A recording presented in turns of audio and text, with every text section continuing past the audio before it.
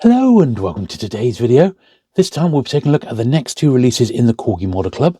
That's numbers 447, the Wolves Ice Cream Van, and number 276, the Oldsmobile Toronado. So sit back, relax, and let's get to it.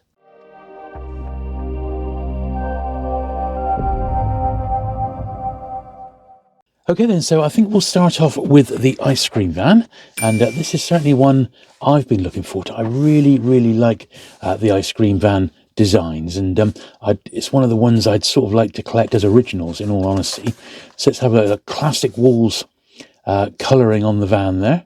I actually remember that little sort of diamond logo there. It says Wolves Ice Cream Van on Ford Thames, so I guess that's the body, the Ford Thames body. Just a little bit of a write-up, sliding windows, a salesman and a boy, so I guess that's the ice cream man and a young child there. Plated fittings, moulded interior, spring suspension. Well, that sounds pretty cool, doesn't it? Let's have a little look at the certificate, because these give a little write-up about what is actually all about with this die-cast. So the Wolves Ford Thames Ice Cream Van, Corgi 447 with figures. Corgi 447, the first version of Corgi's iconic Wolves ice cream van, was presented in a different box design to the later Corgi 474 and was notable for the two figures of an ice cream seller and a boy that accompanied it. Slots in the cardboard plinth that came in the box allowed the figures to be displayed next to the model to create a diorama.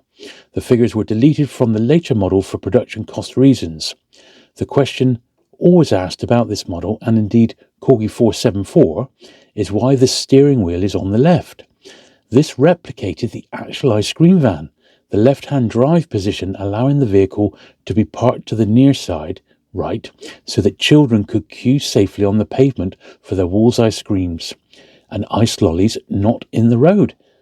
I never knew that, but that actually makes total sense, doesn't it? And of course, the other one, the 474 that they're referring to, I believe was the one that was like the pre-release launch for the Corgi Model Club itself, which I was lucky enough to, I think, just get in the nick of time. Well, let's have a look, because we got this one and we got the other one to look at as well. Plus, a little look at the updated list, which of new releases for all of 2025, which was just published on the Corgi Model Club's Facebook page, literally the day I'm filming this video. So it was really good timing. So does it sort of slide out here? There's some foam in to keep it in place, which I always think is a good idea. So a big block of foam there. Now, this is one of those ones which has got a plinth, which I always think is fantastic, because that does help the diorama. So there we are. So we got the two bits of foam to go back in there, and there is the plinth.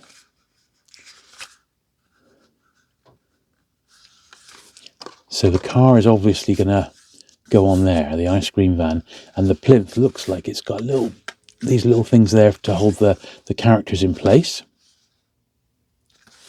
And look at this on the back. So I don't know if this was on the original or not, but I hope so. Ford Thames Wolves Ice Cream Van. Stop me and buy one. A famous Wolves ice cream slogan of many years ago has now become familiar once again as a result of the introduction of a big new fleet of Ford miniature sales vans. These vans form part of the biggest ice cream mobile sales fleet in operation today in Britain and are specifically built for Wolves by Martin Walter Limited of Folkestone, using the chassis of Ford Thames 5 CWT vehicles. All are quite unusual in Britain, having left-hand drive, which enables the salesman to alight safely at the curb when he stops to serve customers. Refrigerated storage space is provided below the waistline for ice cream, while the large sliding side windows give access to the salesman who actually serves from outside the van.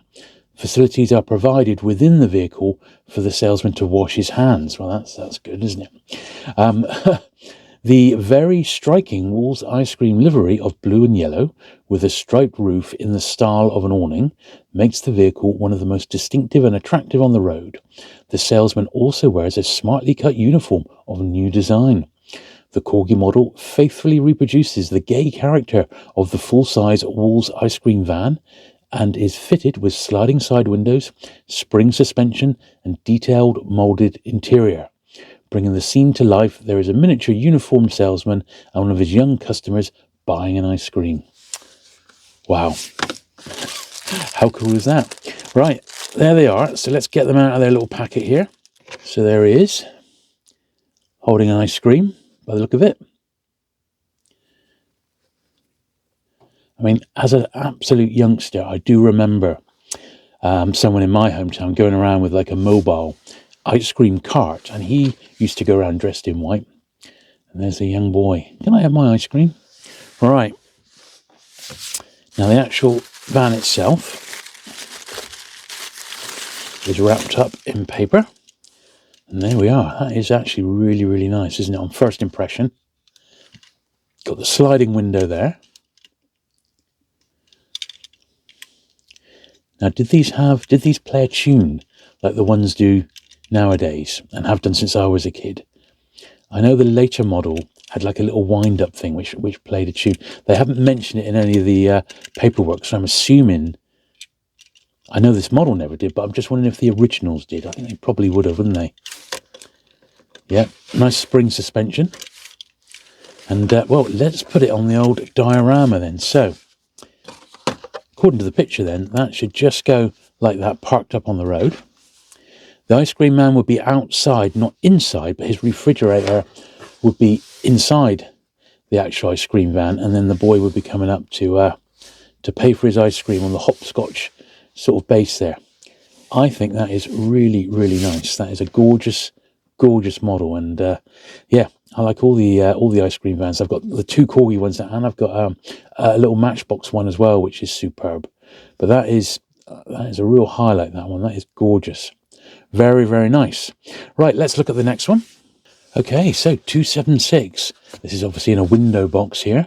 It's a little bit later. The Oldsmobile Toronado. Corgi exclusive takeoff wheels and 4 built-in golden jacks. Excellent. There we are, die-cast scale model with takeoff wheels and golden jacks. Remote control swiveling jeweled headlights, plated bumpers and side trims with a spring suspension. Very cool. I like that on the back there. A little using the jacks there to take the wheels off. Very, very nice indeed. Right, let's open this one. So I have had, or rather the Corgi Model Club have done other releases in little window boxes, and we've not had too much trouble sliding them in or out.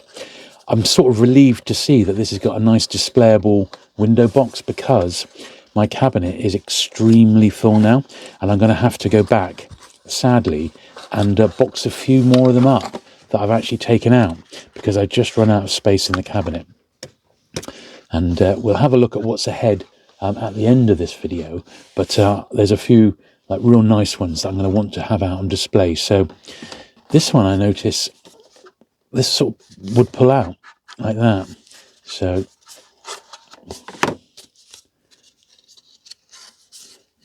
just how it was assembled. No extra diorama or anything like that. But there we are. So there's the car. Let's have a look at the certificate with the little write-up on it. So the Oldsmobile Toronado, Corgi 276. The Oldsmobile Toronado, a luxurious American muscle car renowned for its V8 powered front-wheel drive, was an irresistible subject for Corgi, who initially released it in 1967 as Corgi 264. This was only a year after the actual car was launched. Corgi, keen to make inroads into the American market by building a collection that appealed to those on both sides of the Atlantic. In 1968, Corgi updated the tooling to allow for the fitting of golden jacks, takeoff wheels, giving it a new number, Corgi 276. Both versions featured remote control swiveling jeweled headlights, which popped up when a small thumb wheel beneath the base was turned. Utilizing its tow hook, Corgi 276 was also available as part of gift set 36, hitched to an accompanying trailer and speedboat.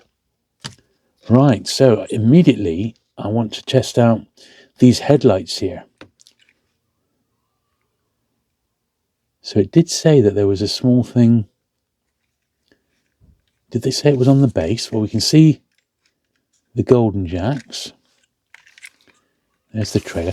What does it say here? A small thumb wheel beneath the base was turned. Well, where is the small thumb wheel? Ah, it's there, look. Cunningly hidden. There we are. So it's just that little bit there, like that. Very cool. Very cool indeed.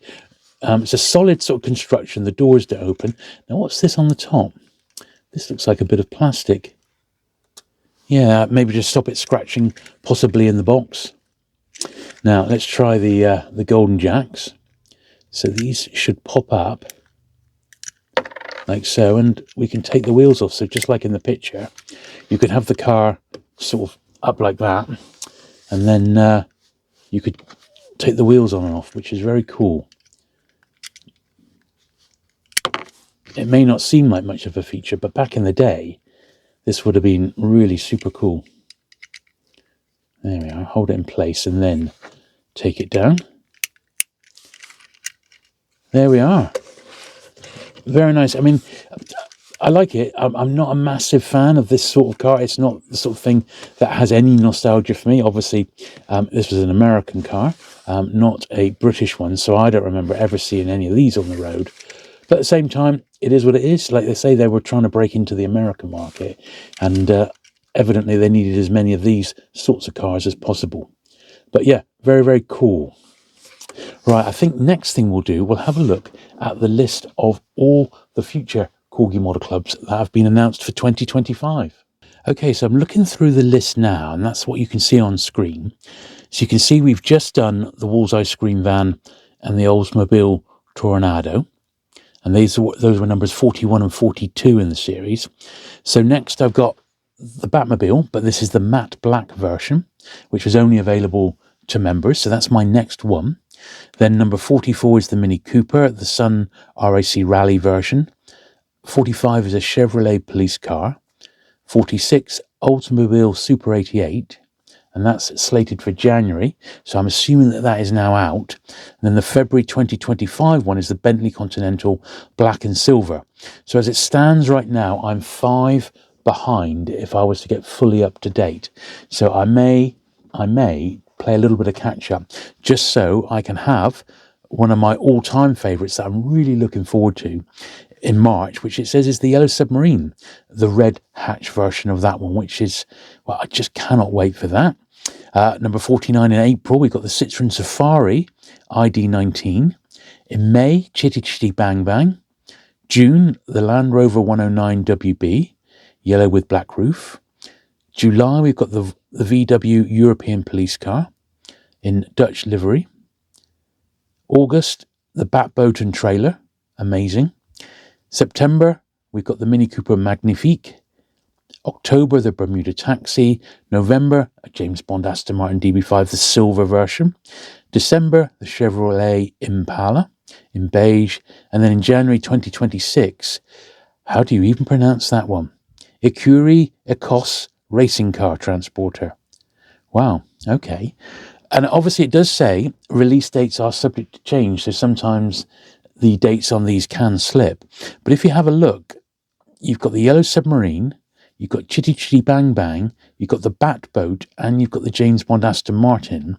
So in the next 12 months, from January to January, you've actually got 4 TV or film-related releases, which I think is absolutely fantastic. Although, we have already had an Aston Martin, and we've, there is others in the James Bond range, which I'm sure people will be very, very keen to see. But I am delighted to see the Batboat and trailer. That's absolutely fantastic. And who knows, we may even see some sort of later 70s models. Maybe they'll even do the Batcopter. Who can tell? But yeah, quite the lineup. Now, finally, as traditional, I shall show you my cabinet, which is looking fuller by the month at the moment. I've taken out all the vintage. I've got that in a separate cabinet now, and I've just got space for the Corgi Model Clubs in there, and I think I can just about squeeze it in, but I am going to have to box up a few bits and pieces going forward just to squeeze them all into the one camera, because I haven't got room for another one just yet. But they are certainly coming together. It's amazing to think that we've got almost 50 models now in the range, and well, they do deserve the success that they're getting, because they're just fantastic and a fraction of the price of the originals in a lot of cases. So I'm really, really delighted to sort of own these almost for the first time ever. Anyway, there we are. Hope you've enjoyed looking through these latest two models. They are, I think, fantastic, particularly the ice cream van. That's a real favourite of mine, instantly in, I think, my top 5 favourites. If you have enjoyed today's video, do please give the video a thumbs up. Don't forget, I've got a playlist with the entire run right back to the first release on YouTube here, so you can just click on the playlist and watch all of them in order. Do please hit the subscribe button if you've not already, and I will see you again next month, probably with another 2 as I play catch up. Bye.